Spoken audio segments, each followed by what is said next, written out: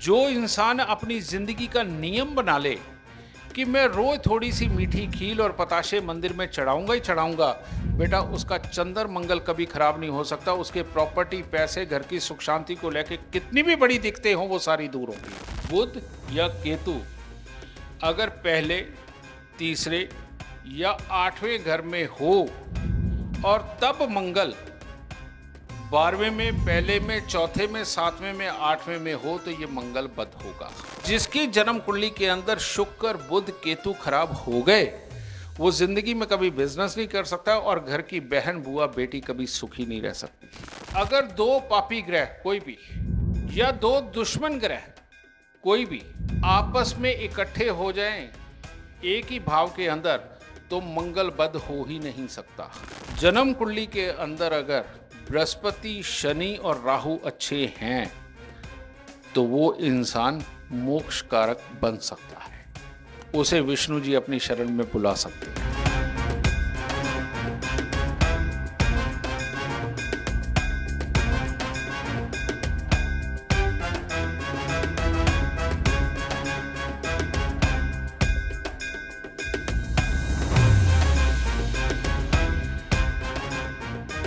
जय माता की, जय महाकाल।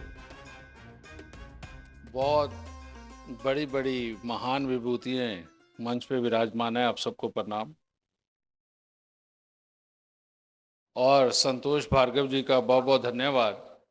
मैंने पिछली बार भी कहा था कि यहाँ सच में ज्ञान को पाने वाले लोग, इतने जिज्ञासु लोग जो सिर्फ ज्ञान ही पाना चाहते हैं, वो यहाँ मुझे मिलते हैं। इसलिए मैं सहर्ष यहाँ पे आता हूँ। बहुत सारी जगह मुझे मजबूरी में जाना पड़ता है, यहाँ मैं खुशी से आता हूँ।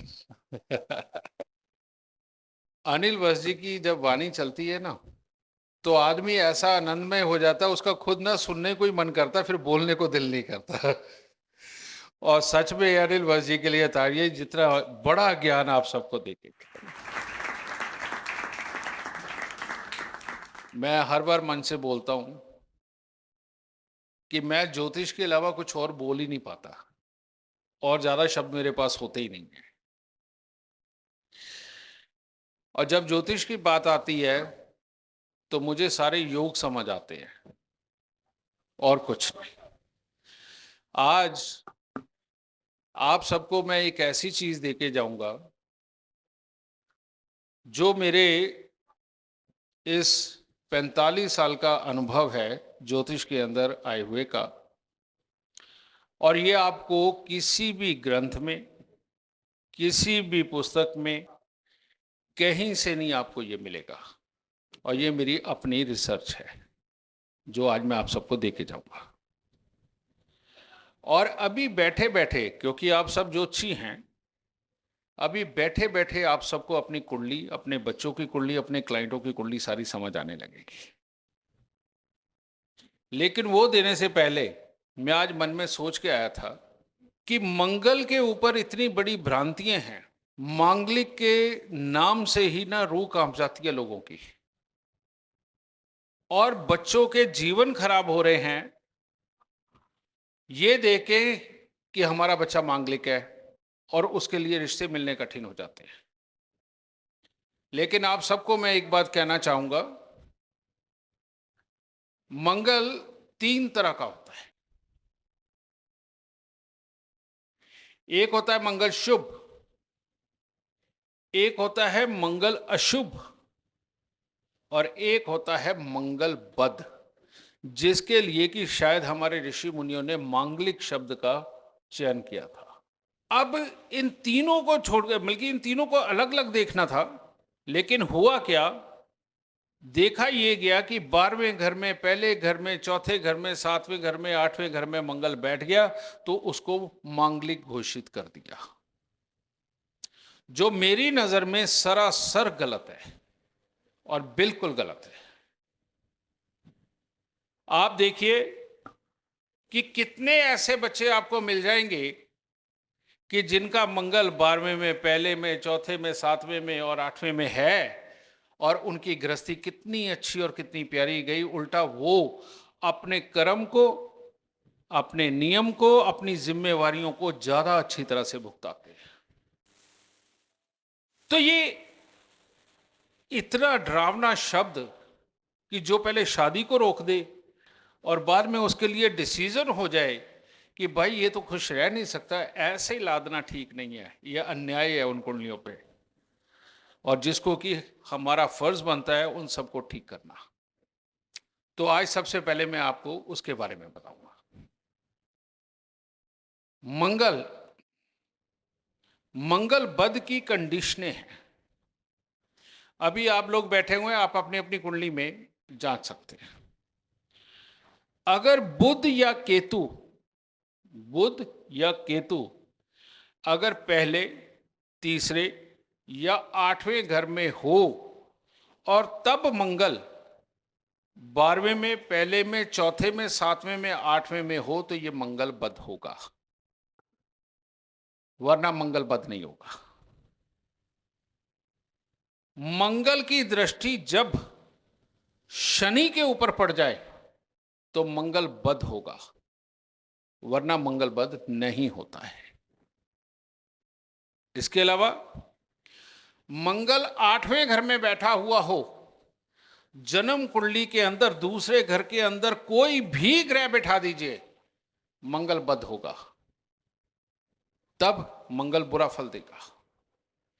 और ये जो मैंने मंगल बद आपको कहे हैं, आप देखिए उनकी पेट में, आंखों में दिखते होंगी, वो सुबह फ्रेश नहीं जल्दी हो पाते, ये इसकी खास निशानी है। गैस, एसिडिटी, कब्ज उनको बनती है, आंखों पे चश्मे लगते हैं। और तीसरा, भाई के सुख में कोई ना कोई उथल पुथल होती है, और जब भी कोई मंगल कार्य होने होते हैं तो घर में कोई ना कोई क्लेश की अवस्था या कोई ना कोई अशुभ सूचना साथ में होती है। ये मंगल बद की खास निशानी है। 12वें घर का मंगल बद हो जाए, जिसके बड़े भाई को तकलीफें हैं, हुआ या खत्म हो गया या बाद में जीवित भी है और सही नहीं है, तो समझ लीजिए 12वें घर का मंगल बद है। पहले घर के अंदर मंगल हो और 28 साल की उम्र तक आदमी ढंग से सेट ना हो, समझ लीजिए मंगल बद है, उसका स्वभाव भी खराब होगा। चौथे घर के अंदर मंगल हो, अगर माँ, मौसी, मामा ने बहुत तकलीफें पाई हैं, खास तौर पे मामा बर्बाद है, तो आप मान लीजिए मंगल बद है। और 7वें घर के अंदर अगर माँ, मौसी, मामा, बहन और भाई ये सारे अगर दुखी हैं, तो कोई भरोसा नहीं कि ये जीवन साथी को भी कब ले लिए, तो ये खराब होता है। और पेट और आंखों में खास तौर पे दिक्कतें होती है, तब मंगल बद होगा। और 8वें घर में, 8वें घर के अंदर भी ये पेट और आंखों को तो खराब जरूर करता है, लेकिन एक बहुत बड़ी प्रॉब्लम देता है कि नेगेटिविटी बड़ी हावी रहती है, एंजाइटी बहुत हैवी रहती है, और हार्मोनल डिसबैलेंस लड़के को भी 8वें घर में होते हैं और लड़की को भी होते हैं। जिन लड़कियों के बाल ज्यादा आते हैं शरीर पर, उनका मंगल खराब होता है। सिंपल वे में मैंने आपको एस्ट्रोलॉजिकली भी बताया, मैंने आपको सिम्टम्स भी बताए। इसके अलावा अगर दो पापी ग्रह कोई भी या दो दुश्मन ग्रह कोई भी आपस में इकट्ठे हो जाएं एक ही भाव के अंदर, तो मंगल बद हो ही नहीं सकता। ऐसे में मंगल वो शुभ काउंट होगा। और बहुत शुभ मंगल तब होता है जब पहले में, तीसरे में, 8वें और 9वें में अगर सूर्य, बृहस्पति, चंद्र इन तीनों में से कोई भी इन भावों में हो, तो मंगल कभी भी बहुत बुरा फल नहीं देगा। ये लाल किताब अमृत वशिष्ठ ज्योतिष का ज्ञान। तो आप सबसे मेरा निवेदन है कि मांगलिक की बुरी व्याख्या करने से पहले आप इन चीजों को जरूर मिलाएं। ऐसे किसी की कुंडली बेकार घोषित ना करें तो ज्यादा अच्छा होगा, क्योंकि 12वें में, पहले में, चौथे, 7वें, 8वें में अगर मंगल बद नहीं है, तो ये बच्चों के ऊपर आप आंख बंद करके भरोसा कर सकते हो कि ये अपनी हर जिम्मेवारी को पूरा निभाएगा और अपने जीवन साथी को बहुत खुश रखेगा। ये मंगल इस तरह से अच्छा है और ये आप सबका कर्तव्य है। मैंने आपको दिया है, लेकिन आप सबका कर्तव्य है कि इस चीज को ज्यादा से ज्यादा फैलाओ ताकि ये जो बच्चे तकलीफ पा रहे हैं ये ना पाए। ठीक है, इस तरह से। अब इसके आगे, जब भी जिसका भी पेट खराब रहता है, जिसको गैस, एसिडिटी, कब्ज होती है, आंखों पे उम्र के साथ में चश्मे आते हैं, इनको आप मंगल कमजोर मानो। बद वाले की भी ये सिम्टम है और कमजोर वाला यानी कि जिसका अशुभ भी होता है। इसके लिए थ्योरी है लाल किताब के अंदर कि वैसे हमारे वेदों में क्या कहा गया है कि मंगल परेशान करे तो शनि की पूजा, शनि खराब करे तो मंगल की पूजा। ये आमतौर पर ये बोला गया, लेकिन लाल किताब के अंदर आपस में परम शत्रु जो माने जाते हैं वो राहु और मंगल माने जाते हैं। ये आपस में परम शत्रु है। तो उस अवस्था के अंदर आप परम शत्रु यानी कि राहु, इसका थोड़ा सा अंश भी अगर पेट में जाता है तो जो मंगल बद है ना, वो अपने बद पुणे को छोड़ने के लिए मजबूर हो जाता है। तो जिनके पेट खराब रहते हैं, जो फ्रेश नहीं हो पाते टाइम पे, जिनको गैस एसिडिटी रहती है, बेटा उसके लिए सबसे उत्तम है जीरा। जीरा जो राहु की पक्की वस्तु है। अगर आप जीरे की चाय बना करके पीते हैं, दूसरी राहु की पक्की वस्तु कौन सी है बुध राहु की? वो है धनिया साबुत। अगर धनिया साबुत को हल्का सा दरड़ करके और जीरे को करके आप इसकी चाय बना करके काला नमक डाल के पीते हैं तो ये गैस, एसिडिटी, कब्ज की प्रॉब्लम ठीक होने लगती है, जो मर्जी आप आजमा कर दिखाएं। इसके बाद खराब स्वभाव वाले को कंट्रोल कौन कर सकता है? खराब स्वभाव वाले को कंट्रोल कर सकते हैं उसके घर के, उसको शांति दे करके, उसके पक्ष की बातें करके।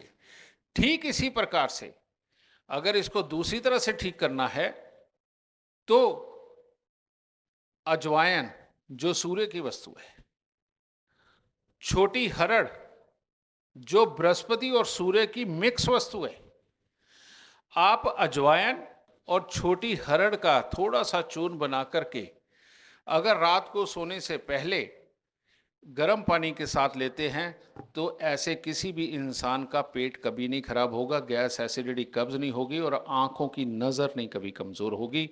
जो मर्जी आजमा के देख सकता है।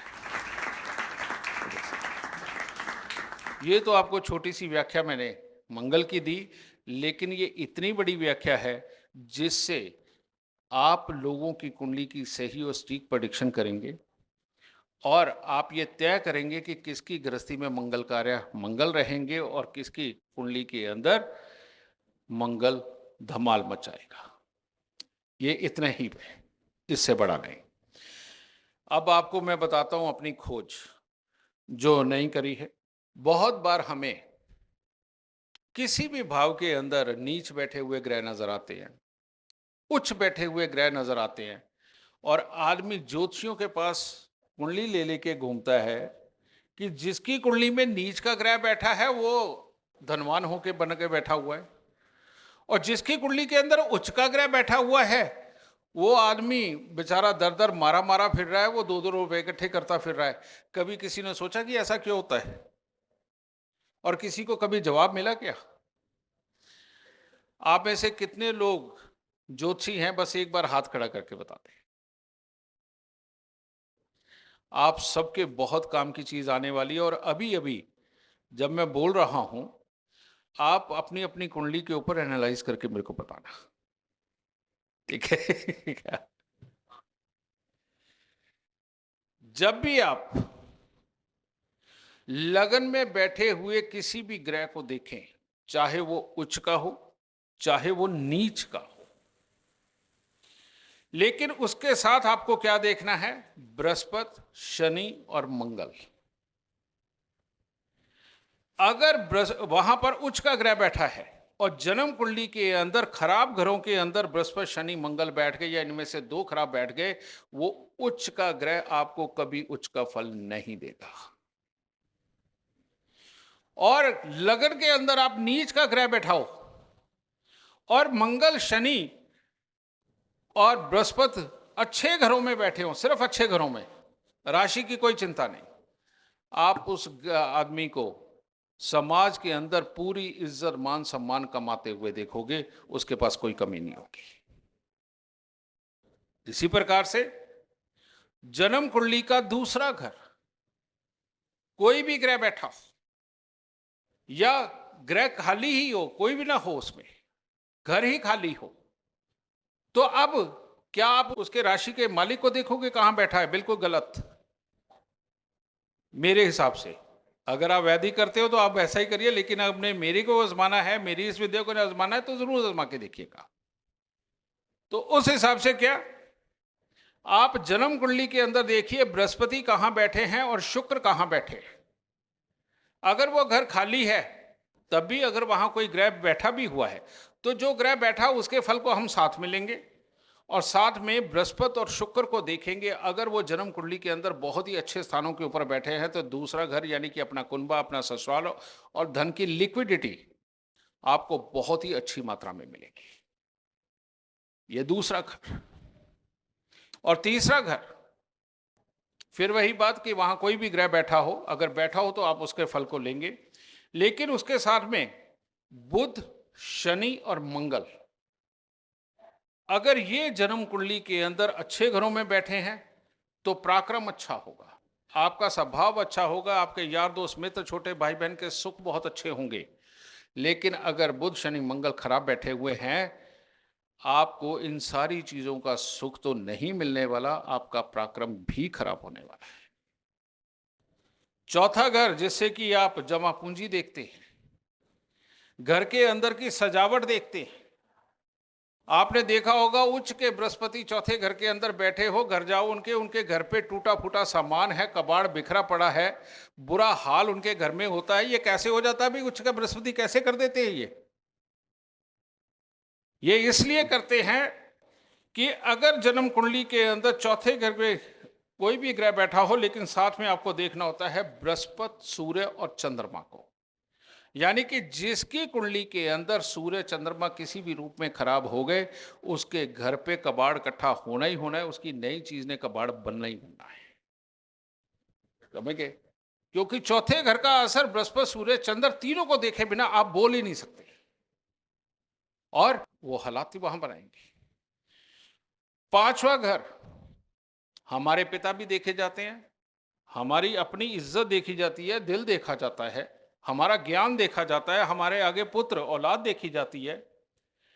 लेकिन वहां पर मेष राशि के सूर्य बैठे होने के बावजूद भी तकलीफें क्यों मिलती हैं? क्यों पिता के सुख में, बच्चों के सुख में दिक्कतें आ जाती हैं? उसका कारण है उसको चलाने वाले चार ग्रह हैं पांचवें घर को, बृहस्पति, सूर्य, राहु और केतु। ये चार ग्रह अगर शुभता की तरफ हैं तो वहां आप बेशक मेष राशि के शनि को बैठा दीजिए, आपको पिता हो, औलाद हो, अपना पराक्रम हो, आपकी बुद्धि हो, आपका ज्ञान हो, उसका सारा ही शुभ फल मिलेगा। और नहीं तो यहां पर उससे उच्च ग्रह को बैठा के देख लीजिए, और ये चारों अगर खराब है, बृहस्पति, सूर्य, राहु, केतु, या इनमें से तीन भी खराब है, तो बेटा इन हिस्सों के अंदर आपको दुख मिलने ही मिलने हैं, कोई नहीं बचा सकता। इसी प्रकार से छठा घर हम बीमारी का भी लेते हैं, और बीमारी का लेने का कारण क्या है? बीमारी का घर इसलिए इसे माना जाता है क्योंकि यहां पर तीन ग्रह काम करते हैं। पहला है बुध, जिससे कि हमारे शरीर की नसें तैयार होती हैं। दूसरा है शुक्र, जिससे हमारे शरीर का जोश काम करता है, जो हमें स्वास्थ्य देता है। और तीसरा है केतु, जो हमें पॉजिटिव सोच देकर के स्वस्थ बना के रखता है। और अगर जन्म कुंडली के अंदर शुक्र बुध केतु तीनों में से तीन के तीन अगर खराब होते हैं या दो खराब होते हैं, ऐसे इंसान को कमर पांव की दिक्कत, स्वास्थ्य के अंदर खराबी, नसों के अंदर खराबी, ये सब आनी ही होती है। और जिसकी जन्म कुंडली के अंदर शुक्र बुध केतु खराब हो गए, वो जिंदगी में कभी बिजनेस नहीं कर सकता और घर की बहन बुआ बेटी कभी सुखी नहीं रह सकती। ये छठे घर का फल शुक्र बुध केतु तय करते हैं। और सातवां घर यहां पर कोई भी ग्रह बैठा दीजिए, किसी का सूर्य सातवें में बैठा हो तो उसकी गृहस्थी बिल्कुल डूबी हुई होती है, और किसी का सूर्य सातवें में बैठा हो उसकी गृहस्थी बिल्कुल पार होती है। ऐसा क्यों? राहु सातवें में बैठा हो, आदमी गृहस्थी में भी खुश है, बाहर भी खुश है। आप सब लोग ही ये प्रेडिक्शनें करते जो ज्योतिषी। लेकिन किसी का राहु सातवें में बैठा हो ना, वो अपनी गृहस्थी संभाल सकता है, बाहर तो मतलब ही कुछ नहीं, उसका हाल सत्यानाश हुआ पड़ा है। एक राहु सातवें वाला रोज लाखों रुपए लुटा रहा है, खूब खर्चा कर रहा है, और दूसरा राहु सातवें वाला एक एक पाई को तरस रहा है। इसका कारण क्या है? इसका कारण है, अगर सातवें घर के कारक यानी कि बुध और शुक्र अगर जन्म कुंडली के सिर्फ अच्छे घरों में ही बैठे हैं, राशि को भी छोड़, तो आदमी मालो माल है। डेली इनकम, पत्नी के सुख, कोई फर्क नहीं पड़ता। एक्स्ट्रा मैरिटल अफेयर भी होते हैं उनके, कोई फर्क नहीं पड़ता, क्योंकि ये देते हैं। और अगर कहीं बुध और शुक्र खराब हो गए, जैसे कि आठवां घर, छठा घर, 12वें घर के अंदर बैठे हुए, या और अपने दुश्मन ग्रहों के साथ बैठ के ये खराब हो गए, बेटा ये सुख मिल ही नहीं सकती, किसी भी सूरत में नहीं मिल सकती। आठवां घर, इसको मौत का घर भी कहा जाता है। मौत का घर क्यों कहा जाता है? मौत देता कौन है? खून खराब तो मौत, शरीर का पानी खराब तो मौत, और शनि चोट मार गया तो मौत। और आठवें घर से अगर ज्ञान, सुख, वो सोच पैदा करनी है, एक पहला आइडिया जो आपको मालो माल कर दे, वो भी आठवां घर देता है, गहराई से लाके देता है आपको एक नया आइडिया। और इसके जब तक आप मंगल, शनि और चंद्र को नहीं देखेंगे, आठवें घर का कथन आप कर ही नहीं सकते, फल कथन। जिसके मंगल, चंद्र, शनि अच्छे हैं, उसका आठवां घर सुपर है, और वो 90 साल की उम्र से पहले नहीं मरता। और जिसके ये खराब है, इनमें से दो भी, वो रास्ते में ही छोड़ के जाएगा, यह पक्का है। और नौवां घर, जिसे हम भाग्य स्थान बोलते हैं, ये सिर्फ और सिर्फ बृहस्पति पे डिपेंड है। और दूसरा डिपेंड किस पे है? अपने दुश्मनों पे। अगर बच्चा पैदा हुआ है, अगर उसके 9वें घर में और 7वें घर दोनों में ग्रह है, तो ये भाग्य खराब वाला बच्चा है, जो मां बाप की भी कमाई को डुबो देगा, और उसका बच्चा जो बचपन है वो किसी ना किसी रूप में अभाव में बीतेगा, किसी ना किसी रूप में। और अगर 9वें घर के अंदर पापी ग्रह बैठा दो, खराब बैठा दो, 7वें में कोई नहीं है, वो बच्चे का बाप उसे कमा के सुख देगा ही देगा। बस जन्म कुंडली के अंदर एक बृहस्पति अच्छी किसी घर में बैठा होना चाहिए, राशि कुछ भी हो। इससे आप तय कर सकते हैं कि अब ये जो बच्चा पैदा हुआ है, इसके बाद माँ बाप के क्या हालात होंगे, या अब बच्चा पैदा हुआ, माँ बाप समृद्ध होंगे या दुखी होंगे। इतना आसान है ज्योतिष के अंदर इन सब चीजों को देखना। सबके दिमाग में कुंडलियां तो चल रही है ना। 10वां घर शनि का, नाग का घर है ये। कहने का मतलब, नाग की तरह फुंकारने वाला, कर्मठ, चींटी और सांप की तरह मेहनत करने वाला अगर इंसान नहीं होगा, वो आदमी अमीर कहां से होगा? वो तो हो ही नहीं सकता। चींटी को जरा सा छेड़ के देखो, उसी वक्त काट काट के बुरा हाल कर देती है, और सांप का तो सबको पता ही है। तो इसके लिए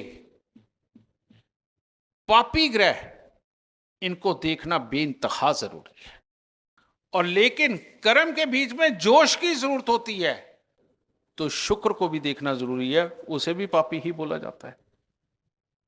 तो 10वें घर का फल हर उस इंसान को बेइंतहा अच्छा मिलेगा जिसके शुक्र, शनि, राहु, केतु इस घर से संबंध रखते हैं या अच्छे जन्म कुंडली के अंदर बैठे, उसका काम बहुत अच्छा होगा। अगर शुक्र, शनि, राहु, केतु इन 4 की जोड़ी में से 2 उड़ा दो, 2 ठीक बैठा दो, आदमी मध्यम दर्जे का बन जाएगा। और इनमें से 1 बैठा दो ठीक, आदमी सिर्फ खाना पीना खा के अपनी डफली बजा सकता है। लेकिन अगर ये चारों कहीं खराब हो गए ना, जिंदगी भर भटकने के लिए मजबूर कर देगा, कामकाज को टिकने नहीं देगा। 11वां घर चलता तो बृहस्पति और शनि से है। ये जितनी दुनिया की अदालतें और वकील चल रहे हैं ना, ये सब 11वां घर, न्याय का घर माना जाता है। ये यहां पर अधिपत्य है बृहस्पति और शनि का। लेकिन इनका ये जो अधिपत्य है, ये स्थापित कैसे होता है? इनका स्थापित होता अधिपत्य बुद्धि से, ज्ञान से, बल से, युक्ति से और प्लानिंग से। तो इसका मालिक कौन है? बुध। अगर जन्म कुंडली में बृहस्पति, शनि और बुध अच्छे हैं तो आप किसी को भी कह सकते हो भाई तू वकील भी बन सकता है, जज भी बन सकता है। और अपना जीवन चलाने के लिए भी यही बुद्धि चाहिए होती है। तो इसीलिए बृहस्पति, शनि और बुध अगर अच्छे हैं तो आपके पास लाभ भर भर के आएगा और बीमारियां को सो दूर रहेगी, क्योंकि 11वां घर बीमारी का भी है। और अब आ गया आखिरी 12वां घर, ये मोक्ष का घर है। बहुत सारी दुनिया ज्योतिषियों के पास आकर के पूछती है क्या प्रभु हमें मोक्ष मिलेगा? हम तो दिन रात भक्ति में, आराधना में लगे हुए हैं, क्या ये आखिरी जन्म हो सकता है हम प्रभु चरणों में विलीन हो जाएं, इसके बाद ये मृत्यु लोक पे ना आना पड़े? तो कैसे प्रेडिक्ट करोगे? इसके लिए प्रेडिक्ट करना पड़ेगा, जन्म कुंडली के अंदर अगर बृहस्पति, शनि और राहु अच्छे हैं तो वो इंसान मोक्ष कारक बन सकता है। उसे विष्णु जी अपनी शरण में बुला सकते हैं, अपने कर्मों से बस थोड़ा सा सुधार करके। और अगर बृहस्पति, शनि, राहु ये खराब हैं, वो इंसान का काम ही दुनिया में कमी निकाल के दुखी रहना और दुखी करना लिखा है। और अगर जन्म कुंडली के अंदर मंगल ही बद है, खराब है, उस आदमी ने रोज अपने रिश्तेदारों में, अपने घर वालों में सिर्फ शिकायत ही करनी है, वो इंसान ना सुखी रहेगा ना रहने देगा। ठीक है? तो ऐसे में जिसका काम ही दुनिया को दुख देना, अपनों को दुख देना है, बेटा उसको मोक्ष कैसे मिलेगा? उसे मोक्ष नहीं मिल सकता, वो तो जीते जी नरक में जी रहा है। तो वो मरने के बाद कैसे मोक्ष प्राप्त कर सकता है? मोक्ष प्राप्त करने के लिए आपकी अपनी अंतरात्मा तृप्त होनी चाहिए, माफ करने की आदत होनी चाहिए, और उसके बाद में मरने से पहले सबको माफ करके सिर्फ प्रभु का नाम आपकी जुबान पे होना चाहिए, तब जाके तो मोक्ष प्राप्त करता है, नहीं तो मोक्ष कहां मिलता है। अब इतनी सारी बातें मैंने आपको बता दी। जन्म कुंडलियों का भी आपने देखा होगा अपनी कुंडलियों में कि किस किस हिस्से में आप फंसे हुए हैं। अब आप बड़े आराम से ये देख सकती हो कि किस घर के फल आपको शुभ मिलेंगे, किसके अशुभ मिलेंगे। अब ये तो बता दिया, लेकिन इसके आगे की बात, सिर्फ इतने से काम नहीं ना चलता। जो हमारे मंदिरों के अंदर पंचामृत बनता है, उसको बनाने का विधान क्यों बना? मंदिर जन्म कुंडली का दूसरा घर माना जाता है, और दूसरे घर के अंदर कोई भी ग्रह नीच का नहीं होता। इसीलिए मंदिर के स्थान को दूसरा घर कह लो या दूसरे घर को मंदिर बोला जाता है। इसीलिए पंचामृत बनाने के लिए वस्तुएं कौन सी चाहिए? आपको दही चाहिए, दूध चाहिए, शहद चाहिए, पानी चाहिए, तुलसी दल भी चाहिए। ये क्या है? चंद्रमा यानी दूध, पानी, शहद मंगल दही, शुक्र, तुलसी दल, बुध, अगर इन 4 ग्रहों को साथ में मिलाकर के आप मंदिर के अंदर पंचामृत के रूप में चढ़ाते हैं और वो सबको वितरित करते हैं, आपके 4 ग्रह शुभ होते चले जाते हैं रोज, और आपको कोई दुख दे नहीं सकता। अगर कम से कम और कुछ नहीं करना, कुछ मत करो, रोज थोड़ी सी वो जो मीठी फुलियां होती है ना, खील मीठे वाली, जिसके ऊपर चीनी चढ़ी होती है, पतासे होते हैं साथ में, जो इंसान अपनी जिंदगी का नियम बना ले कि मैं रोज थोड़ी सी मीठी खील और पताशे मंदिर में चढ़ाऊंगा ही चढ़ाऊंगा, बेटा उसका चंद्र मंगल कभी खराब नहीं हो सकता। उसके प्रॉपर्टी, पैसे, घर की सुख शांति को लेके कितनी भी बड़ी दिक्कतें हों वो सारी दूर होंगी, सिर्फ मीठी खील चढ़ाने से। और हमारे यहां हमारी दादी नानियां, हमारे बच्चों की दादी नानियों की तो पूरी गारंटी थी, लेकिन अब जो आगे जो बच्चे आने वाले हैं, छोटी उम्र के जो आज के हैं, इनकी दादी नानियों की कोई गारंटी नहीं है।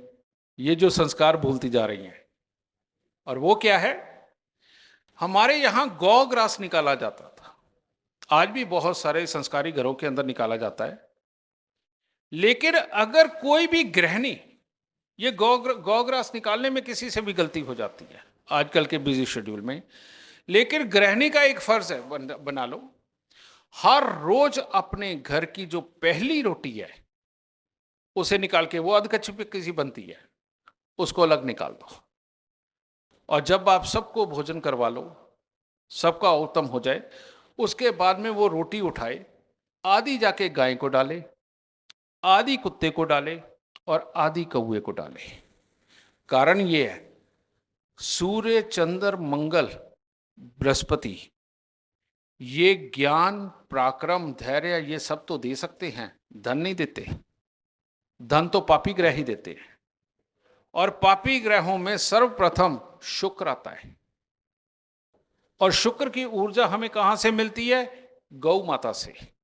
जब हम उसे आधी रोटी देने जाते हैं, माथे पे हाथ फेरते हैं, तो क्या हम अपनी ऊर्जा दे के आते हैं? नहीं, उसकी इतने बड़े शरीर से वो ऊर्जा लेकर के भी आते हैं, तो शुक्र प्रबल होता है। जब हम कुत्ते को रोटी देते हैं, वो हमारे पास आकर के पूंछ हिलाता है, उसको रोटी देते हैं, उसकी ऊर्जा केतु की है, जो वफादारी सिखाती है, कर्मठता से काम करना सिखाती है, वो ऊर्जा हमें मिलती है। और कौवा धरती का सबसे चालाक पक्षी है, पूरा जुगाड़ वाला।